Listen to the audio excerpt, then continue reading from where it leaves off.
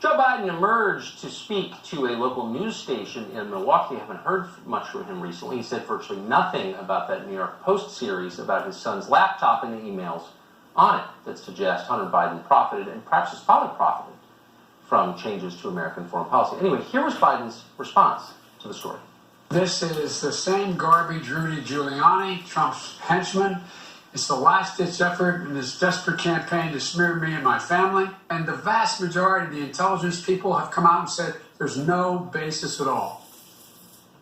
Okay.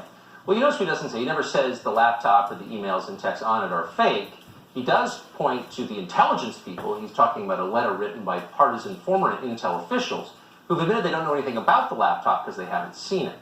So don't listen to the current director of national intelligence, Joe Biden says. Listen to John Brennan on MSNBC. But the weirdest part of the clip is that Joe Biden denied that his son ever profited from his connection to Joe Biden, even though Hunter Biden has admitted that, in fact, on camera. You didn't have any extensive knowledge about natural gas or Ukraine itself, though? No. I think that I had as much knowledge as anybody else who was on the board, if not more. In the list you gave me of the reasons why you're on that board, you did not list the fact that you were the son of the vice president. Yeah, no. What role do you think that played? I think that it is impossible for me to be on any of the boards that I just mentioned without saying that I'm the son of the vice president of the United States. Okay, so the truth is, this kind of garbage is ubiquitous in Washington. It's how the entire private sector of the city makes its living. It's how people pay their mortgages and send their kids to private school. This is what Washington does. It's not an excuse, it's just the truth. So maybe if the Biden campaign admitted that, they'd be able to get past the story. But they're not. They're lying about it. So what should we make of that? Glenn Greenwald is the co-founder of The Intercept, who joins us tonight. Glenn, thanks so much for coming on. Where do you think this story is right now? What do you make of it?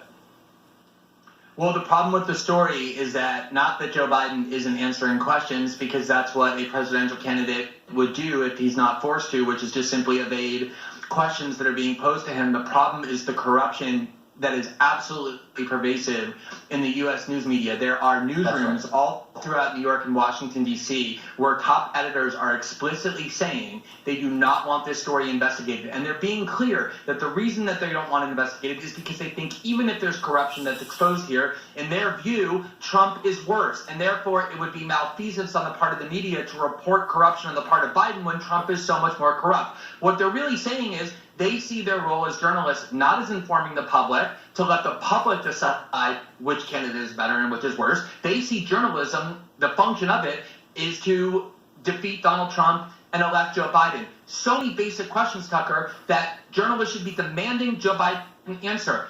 Are the emails authentic? Do you claim that any of them have been fraudulently altered or fabricated? Did your son actually drop off that laptop in the Delaware repair store? Did you ever discuss with him meeting with Burisma executives, or in fact meet with Burisma executives? Why was the prosecutor that you accepted as the replacement for the one you demand to be fired somebody who had no experience as a prosecutor, was himself in prison for embezzlement, was a lackey of the Ukrainian president? Why was somebody like that acceptable to you if the goal, as you claim, was good government in Ukraine as opposed to benefiting Burisma?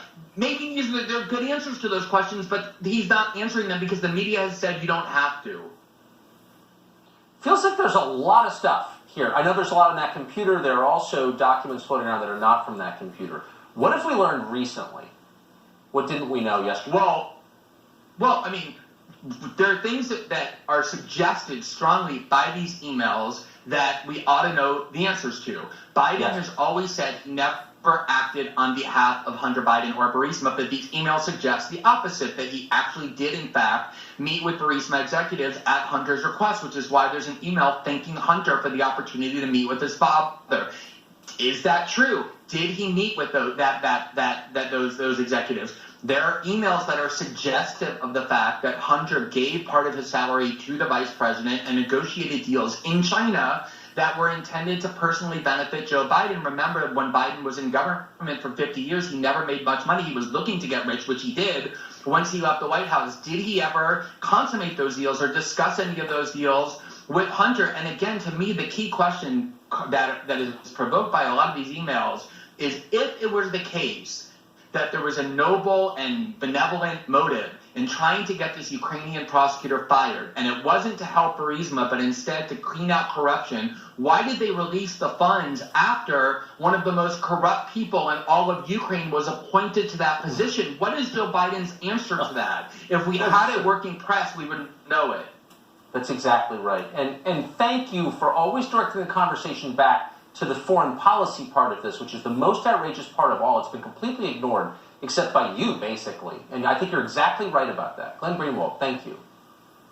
Hey, Tucker. Why is the Vice President of the United States firing a prosecutor in Ukraine?